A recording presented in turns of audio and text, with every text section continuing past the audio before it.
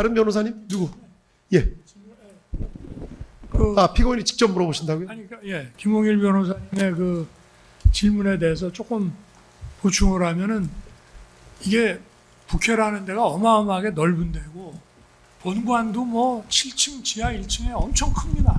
또 의원회관은 의원 300명에 마이크 조금만 가까이 좀 써주십시오. 의원 300명에 보좌관 뭐 직원까지 하면은 수천 명이 쓰는 데고 당시는 국회 회기 중이었는데 확보의 목적을 알아야 투입하는 그 병력이 규모가 나오는 것이고 예를 들어서 장관이 처음에는 그 특전사가 그 계엄 해제될 때까지는 경로에 도착한 사람이 한 100명 정도밖에 안 됐어요. 나중에 끝물에 이제 좀 들어왔지.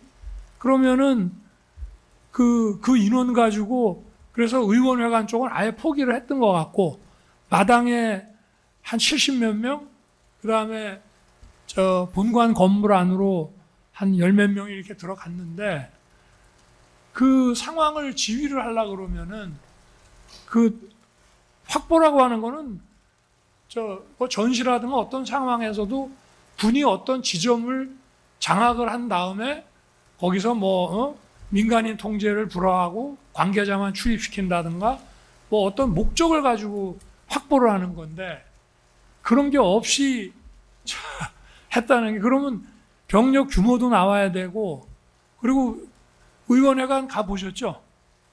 어마어마하게 크지 않습니까? 예. 수천 명이 근무하는 데거든요. 그리고 아무리 사람들이 퇴근했을 거라고 많이 생각을 해도 회기 중이고 그리고 평일날 밤에 의원회관이라는 데가 그렇게 불 꺼져 있는 데가 아닌데 그런 거는 생각 못 하셨어요? 네? 장관한테 이렇게 안 물어보셨나? 그때 당시 제가 오늘 뭐 검사님 질문할 때 아마 그때 당시에 제가 인식을 한번 말씀을 드렸었는데 저희가 출동해서 확보하고 갔을 때 당시에 제 인식은 저희들이 가면 정말로 건물 있고 일부 사람들 그 근무 쓰는 사람 빼고는 없을 거라고 생각을 하고 갔습니다. 그때까지. 아니 아까 그 얘기는 하셨고요. 예. 근데 지금 장관한테 그 지시는 받았죠. 실탄 장병들한테 개인 휴대 시키지 말아라. 그 지시는 받았죠. 장관한테. 그날 말입니까? 네. 김동연 장관이 그렇게 얘기를 했답니까? 아니 그러면 그냥 스스로 실무장 시키지 말라고 밑에 지시한 겁니까? 실탄 문제는 그날이 아니고 그 전에 한번 대화할 때 그런 실탄 그러니까 문제 일인 적이 장관이 있었습니다. 어쨌든 우리 사령관님한테 실무장을 하지 말고 가라고 지시는 한 거 아니겠어요? 그날 지시 받지는 않았습니다. 아니 어쨌든 그러면 그런 지시가 없었는데 장관은 아무 얘기 안 했는데 우리 사령관님이 스스로 생각해서 실무장을 안 시킨 겁니까?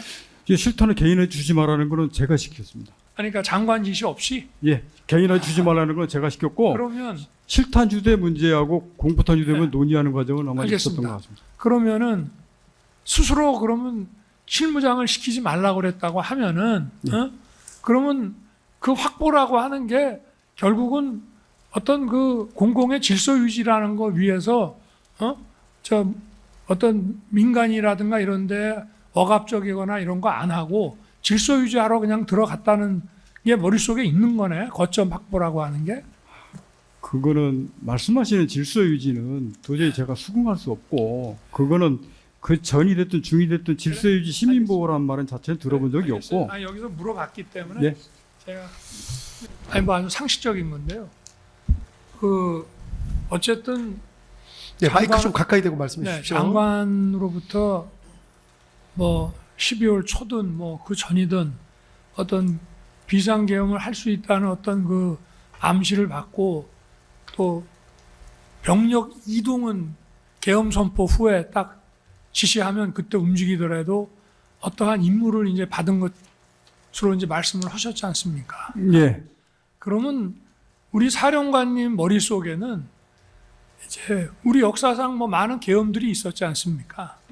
그러니까 어떤 계엄으로 생각을 했고 또 국방장관, 계엄의 주무부서인 국방장관으로부터 어떤 계엄에 대한 얘기를 듣고 어떠한 임무, 거점 이런 거를 이제 지시를 받았다면은 그 장관한테 여기 지금 계엄에 투입되는 분의 그 규모가 어느 정도 되며 이게 어떤 계엄이냐 이런 거 한번 물어보신 적 있으세요?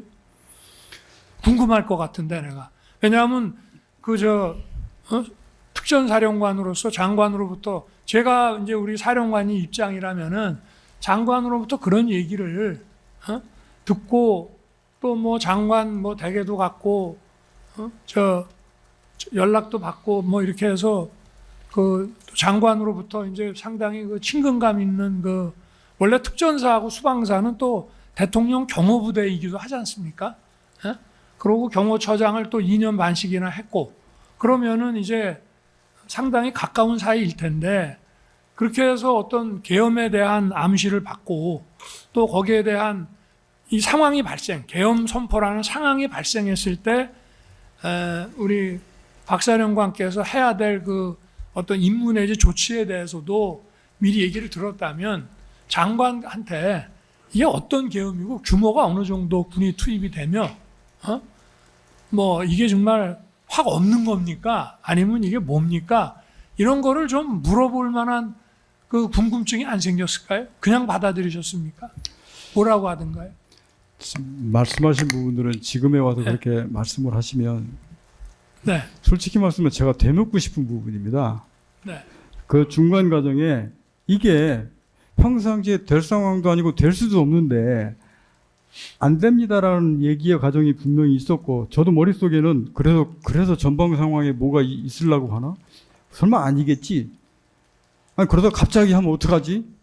이게 지금 12월 3일까지 머리에 있다가 3일 날에 이제 갑자기 한 상황으로 얘기했는데 아니 제가 왜 그 상황을 박사령관께 여쭤보냐면은 이제 군인들 입장에서는 뭐 이게 전시 교전 이런 것만 생각을 하지만 사실 우리나라에서 그 합참에도 계엄과가 있지만 전시 상황에서 바로 계엄이 선포된 적이 없습니다. 다 집회 시위라든지 뭐 이런 과격 시위 이런 것 때문에 이제 계엄이 됐고 6.25 사변 때도 부산 정치 파동 때 계엄이 이제 된 건데 이제 어떤 그 계엄을 생각을 이제 했느냐 하는 거 하고 본인은 이게 뭐 상황이 안 된다고 말씀을 하셨지만 아까도 뭐 의원을 끌어내는 게 현실적으로 지금 병력도 부족하고 또 사실 아까 YTN 보면서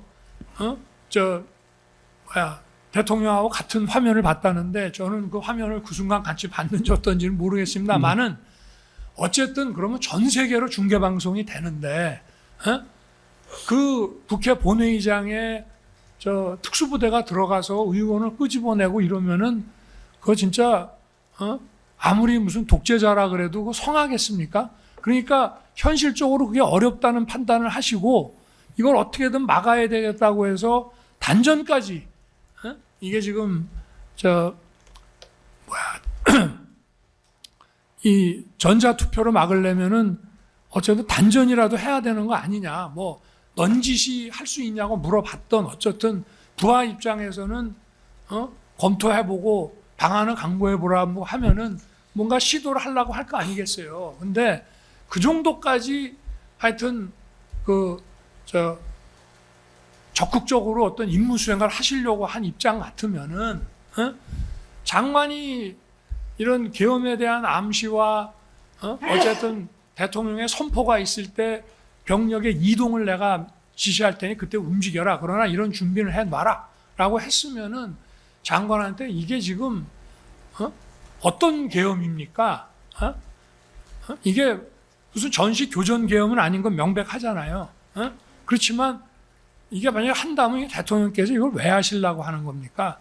아마 얘기를 들었을 수 있겠죠. 반국가 세력이라든지 이런 어떤 외부의 그 적대 세력보다는 국내의 안보 위협 세력들에 의해서 대한민국의 실질적인 안보와 국정이 굉장히 위태로워졌다.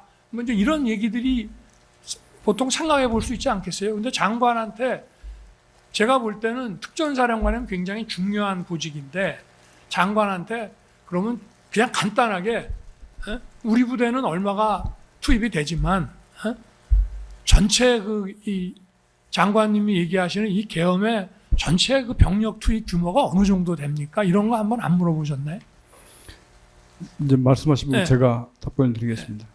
제가 전체적으로 지금 말씀하신 사항들을 쭉 듣고 일단 느낀 점 첫 번째 하나는 지금 말씀하시고 느꼈던 생각하신 부분이 김용현 전 장관 생각하고 제가 일단 같은지 모르겠습니다. 제가 느끼기에는 김용현 전 장관하고 지금 말씀하신 부분들은 좀 결이 다르거나 격이 좀 있다라는 생각을 좀 갖게 됐습니다. 만약에 김용현 전 장관이 중간 과정에 저희 말씀하셨듯이 야 이번 비상계엄이 정말로 들어가서 경고하고 시민보호하고 짧게 하고 빨리 빠질 거야 라고 그런 얘기를 정말 했다고 공론의 자리에서 그 얘기를 꺼냈다면 군복을 입고 있는 사람이 아니 그럼 거기에 군이 왜 들어갑니까? 그냥 경찰 넣으면 되지. 왜 그렇게 됩니까?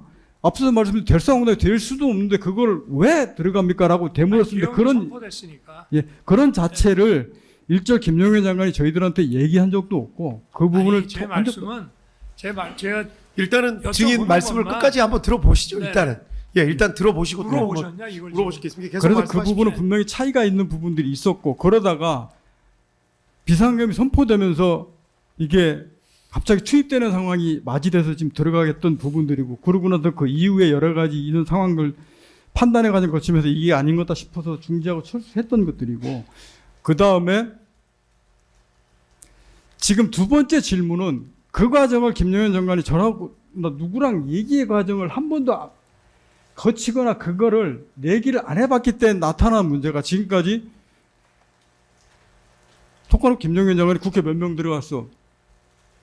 아니, 모를 제 겁니다. 말씀은 지금 누누이 헌재 때부터 나와서 예. 그런 판단을 제가 구하는 게 아니고 지금 특전사령관 입장에서 장관으로부터 이제 이런 언질과 임무부여를 받았다고 한다면은 그런 거를 한번 난 나 같으면 궁금해서라도 딴 거는 모르겠어요. 그렇지만 전체 투입 규모는 어느 정도 됩니까? 라고 한번 물어봤을 것 같거든요. 이게 몇만 명 단위냐?